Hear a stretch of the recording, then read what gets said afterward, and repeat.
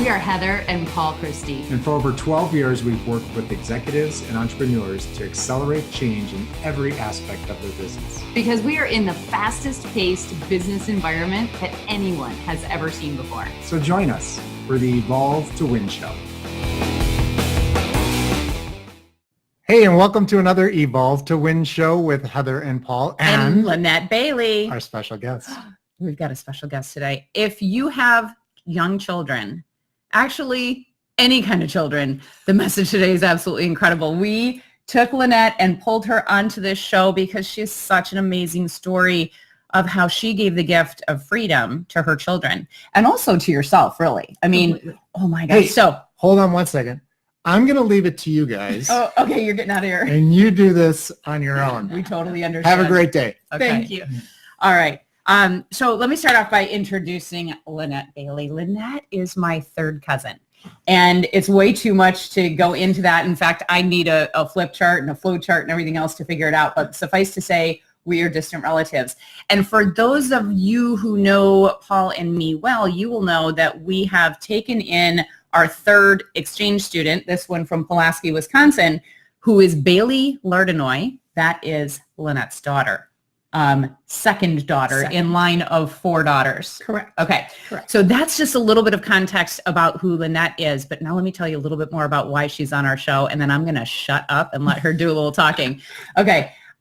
So I asked you to come up here this morning on your vacation. So I literally ripped her away from her vacation to share a story about how she prepared her daughters for freedom and specifically financial freedom. And your story is so amazing. And of course, I've gotten to know Bailey better than the rest of them because she's been able to live with us. But let me just say, you've had 2 of your daughters in the last 2 weeks graduate. Yes. So That's Sierra, crazy. who's your oldest, just graduated college. Congratulations, right. Sierra. So proud of you. And Bailey has just graduated from the Next Level Leadership Academy. And so she's headed on to really work on building her business. So congratulations on that. You must be so proud. Thank you. And I want to say that, yes, there are 4 daughters, but really what we're focusing on today is Sierra and Bailey. The first 2. Right, because there is a 10-year gap between the 2. So they're 22 and 20, and then 11 and 10. So she took a break. We rested, we recovered.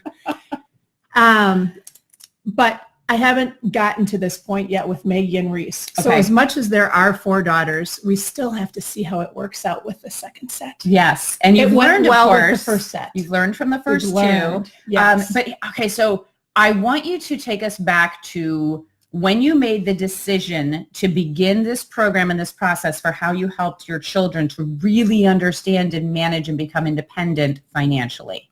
How did you, first of all, like the thought process, how did you learn this? Well, I would love to take credit, but I was listening to Dave Ramsey. Oh, perfect. And it was a Dave Ramsey idea that I put into place. I think what was happening, Sierra had just turned 16. Okay. And as much as you think parenting-wise, you might have the financial burden when you're worrying about diapers and maybe babysitters.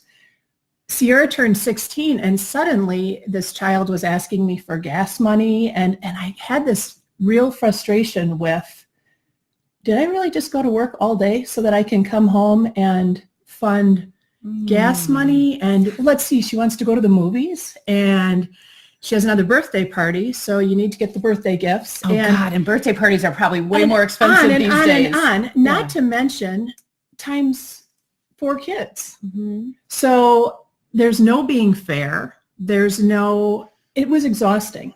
And it was continuous because someone always needs something. And how do you even know what to say yes to and what to say no to? Because that's going to cause emotional upheaval completely, probably constantly. Completely. And I think based on finances in that moment, when one child is asking you for something, maybe it's a yes in that moment.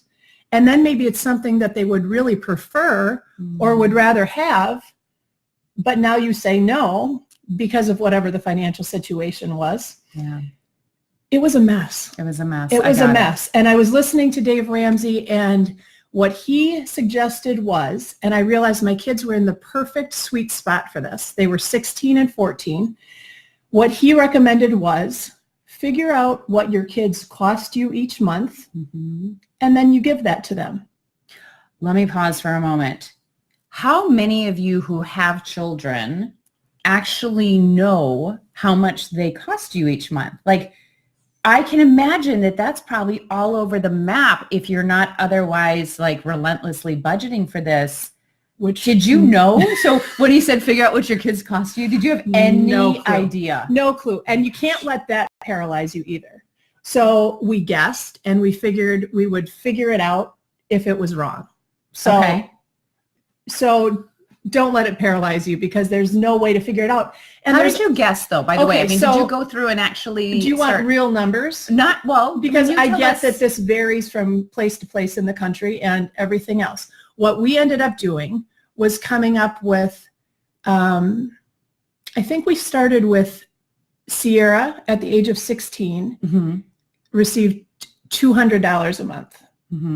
Bailey was 14, and I think we gave her $160 a month. Okay. The $40 difference being Sierra was filling her own gas tank then, and she was doing some running for us, picking up kids. Okay. And so that essentially bought her about a tank and a half of gas per month. Because this is what we did when we handed over their finances. We still covered food, shelter, and medical expenses.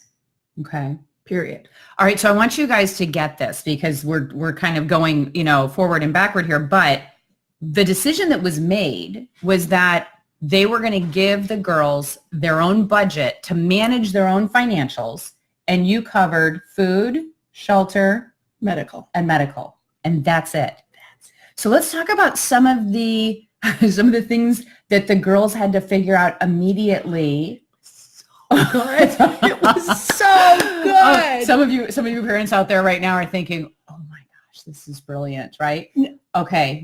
Give us some examples of how this rolled out and what the girls got to immediately learn about. I was thinking about this, and as I was, it probably felt overwhelming if you were 16 and 14. Yeah. Because here's the deal. This is what they were handed. They were handed real life.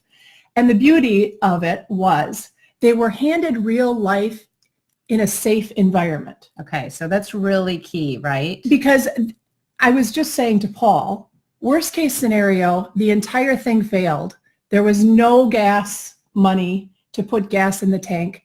The big yellow bus still came to the end of the driveway every day. Yeah. Like, who cares? You still have a house, you still have food in the cupboard, and you still have any medical expenses taken care of. So it was a great place to fail. Yeah, if they mismanaged their money, which I'm imagining they must have. I mean, I know I probably would have blown through that in the first week.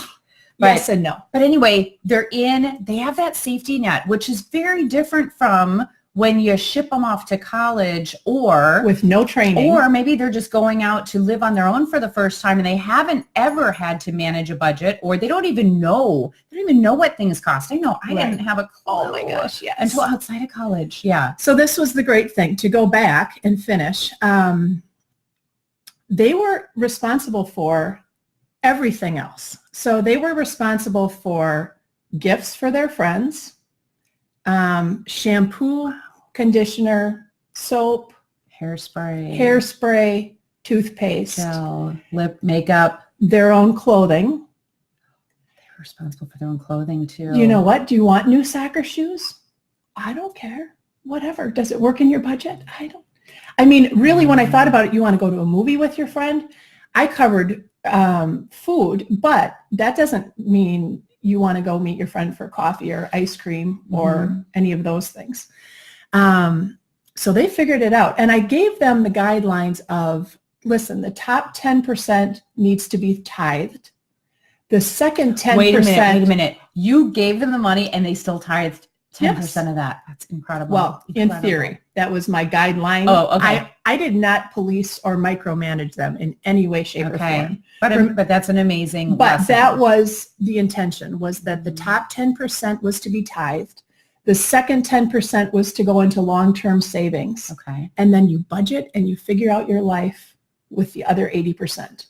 All right. So I think that lesson, like in and of itself, is just those first two, give first, pay yourself first, right? 10% for others, 10% for you. And then you learn to live on 80% of your income. Right. Like, just think about that lesson as a starting place. Yeah. That's a big deal. That's a big deal because I think a lot of people never really practically learned that lesson. And you're talking about a 16-year-old and a 14-year-old. Okay. The reason 16 was key was because I realized if they were going to be responsible for getting their own supplies, toiletries, things like that, I didn't want to be running to the store with them each time. So Sierra had the independence to get them there and take care of those things. I remember you talking about how this went. Had we quit on day 2, it would have all been worth it. Because what happened was day 1, they got their first installment. And that was where I had to stay super committed. That was all that was left of my job, was the first of the month. Yeah. There was no way I could not come through for them. Yes. So that was all that was left for me. But on day 2, so the first month, on day 2, they went to the store for toiletries. Now, life before that looked like, hey, Mom, I'm out of shampoo. And the shampoo fairy arrived by morning. And there was more shampoo waiting. So they went for their toiletries. They came home, they put their little pile of stuff on the kitchen table, and they looked at one another disgusted and said, I can't believe that was $60. Oh my gosh. I could have quit that day. Oh, did you just run around the house doing a happy dance? Yes, that is $60. Because for the first time in their lives, they had an appreciation, correct? They had an appreciation for what this stuff cost. And it's not just, hey, I need more of this. Everything had a value. I asked Sierra a couple months later, I said, how much shampoo did you use back when the shampoo fairy brought it? She's like, oh my gosh, Mom, I used to use like 5 pumps. And 2 pumps is all you need. Everything had a value. And they had such great appreciation. Oh my gosh. For what all of those little things that add up, become overwhelming, especially times 4 kids. Yeah. So, okay, let's talk a little bit about their mindset during this time, because I imagine that they didn't just fully embrace initially, or maybe they did. Like how did they feel when you said, we're going to do this new program? Did you get them excited about it? I think initially it was exciting. Okay. We all went in unknown. It wasn't like, you hadn't done it before. We hadn't done this before. Yeah. We did end up staying with those numbers, but we kind of I went in quietly thinking, I don't know if this is the right amount. We'll have to see how it goes. Sierra, who was 16 at the time, she bought her own car. She had gas money. She had her car insurance, all those things. And I remember her being incredibly stressed those first months. Now, granted, she was working a job also. She was not living her life on $200 a month. She was probably making another $300 or $400 per month. But I remember her being incredibly stressed. And I remember her actually asking Bailey at one point, I think, for a loan. Right. And I jumped into the middle of that and I said, no loans.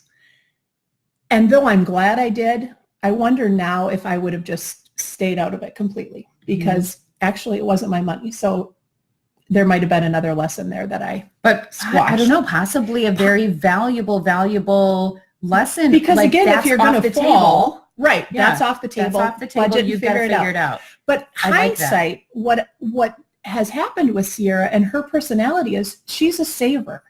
She loves having a big savings account. So no wonder she was uncomfortable in the beginning, because there was no reserve to fall back on. Yeah. And so who cares if you're uncomfortable when you're 16? Again, there's food in the refrigerator. Yeah. Yeah. So they were, really, in a sense, you put some pressure on it. I would imagine, I would guarantee there are people out there right now who are listening to this saying, oh, that's great, that worked out for you, but it would never work out for me because, and then fill in whatever your blank is, right? I'd love to hear what the reasons are that people would come up with why they wouldn't be able to do this. But I'd imagine that some of them are saying, well, you know what, my 16-year-old is also involved in a lot of other extracurricular activities. This is a parenting moment where your gift to them is to be strong. This is a parenting moment where you do not save them.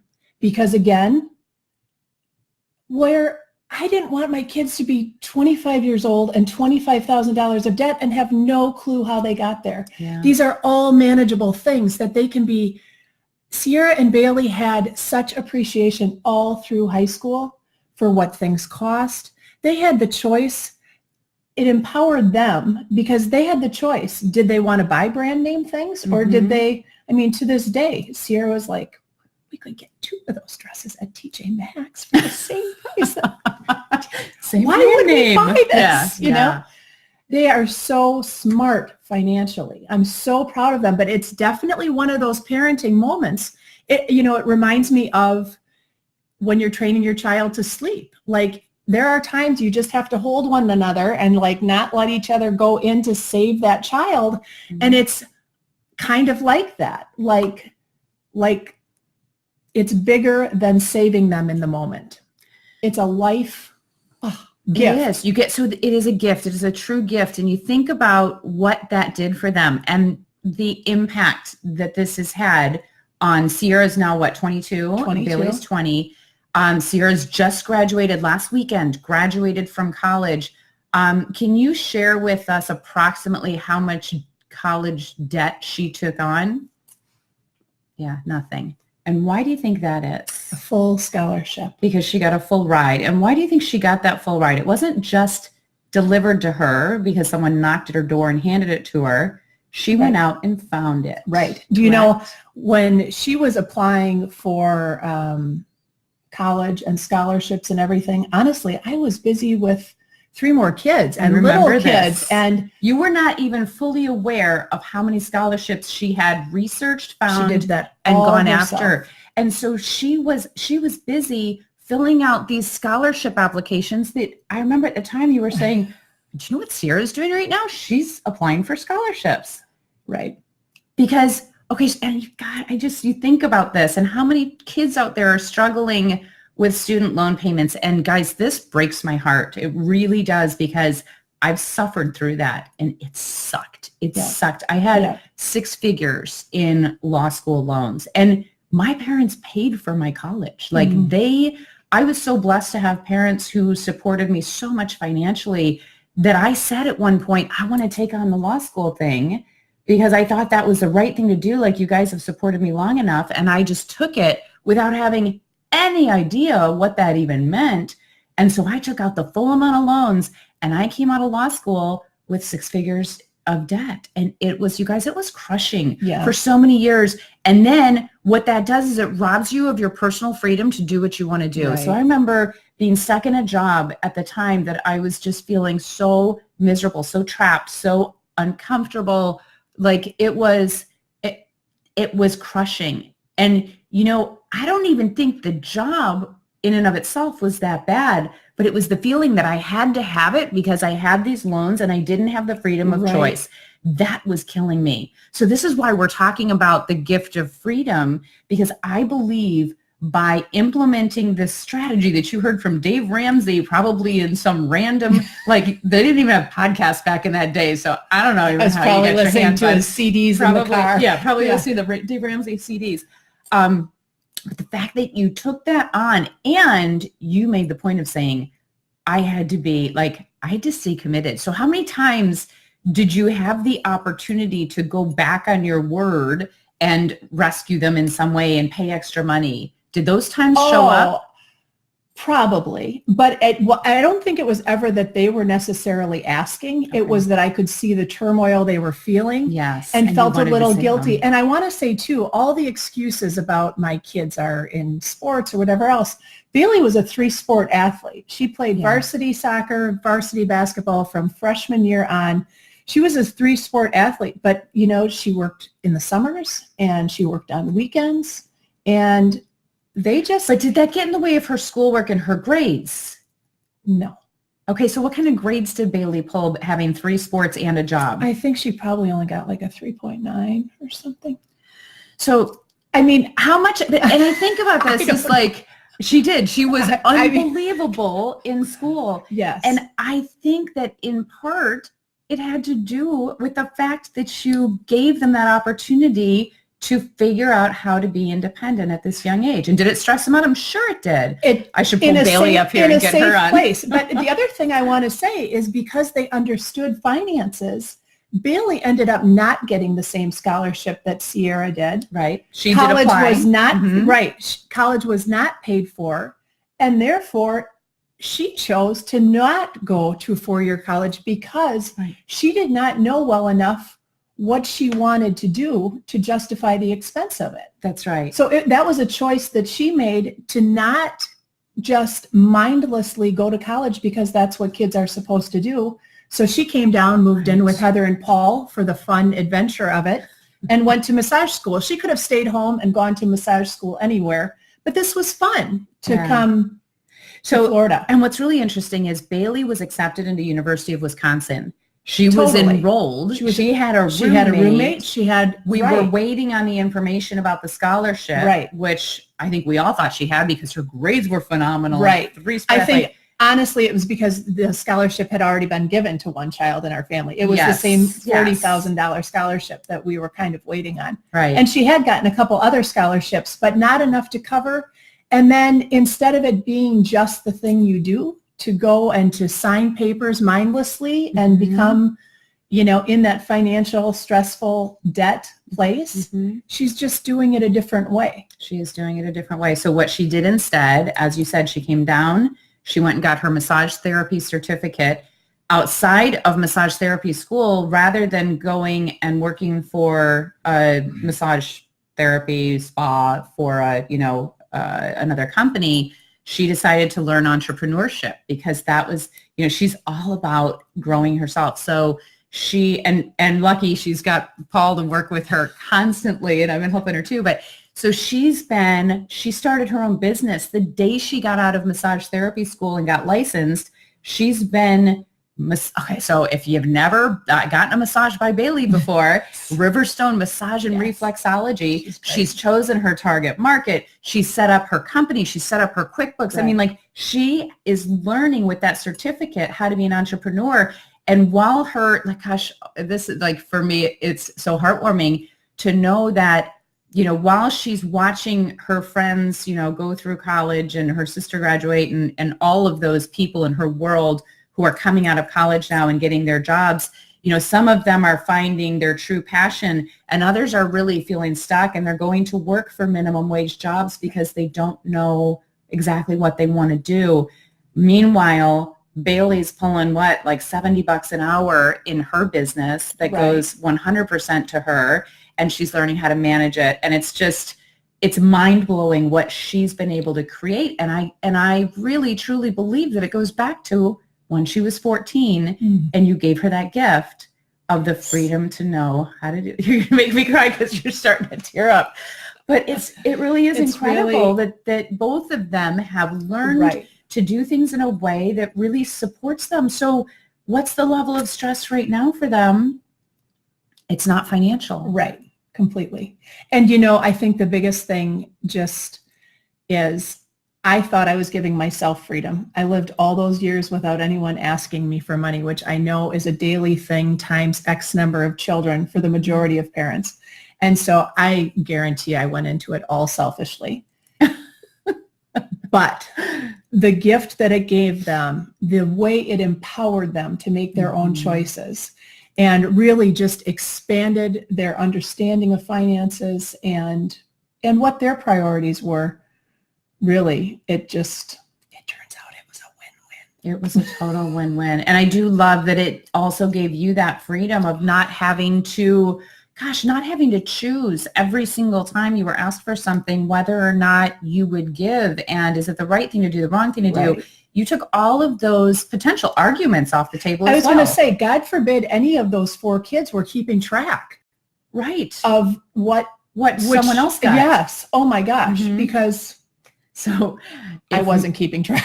If Maggie and Reese get to watch this, you guys know what's coming, right? The younger two, Totally. I'm sure will be looking forward to their financial freedom as well. But the great news is you've got two older siblings that will share with their younger sisters how awesome it really was to have those lessons and to be able to manage. Now, here's the other thing.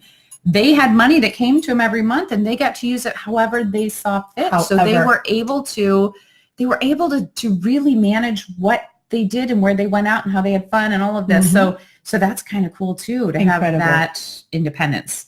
Can you imagine? I was thinking about that too. Can you imagine having to ask somebody for money every time you wanted to do something? I know. I mean, you might be 17 or 18 and still, or 25 or 35 or 55. I suppose there's that too. Right. Still asking. Yeah. I can't imagine having to ask someone for money when I want to do something. Yeah. So they were free from that too, because I think there were times they probably knew enough of what was going on in the house or felt stress that there was probably something they wanted and would never have asked. Right. Yeah.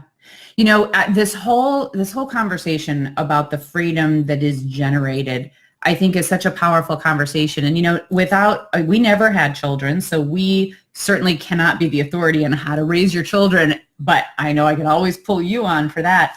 I just know that from the minute that I heard this story about how they were on their own with their own budgets, I was blown away. I was envious even of what they got to learn and just how they got to experience their teenage years.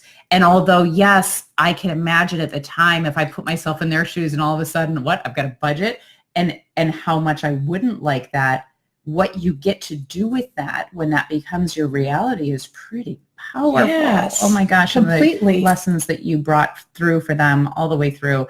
The one thing that I know about both of your girls is they truly have that sense of independence where they do not feel like they have to rely upon anyone to make it. So God, you go, girls. The goal.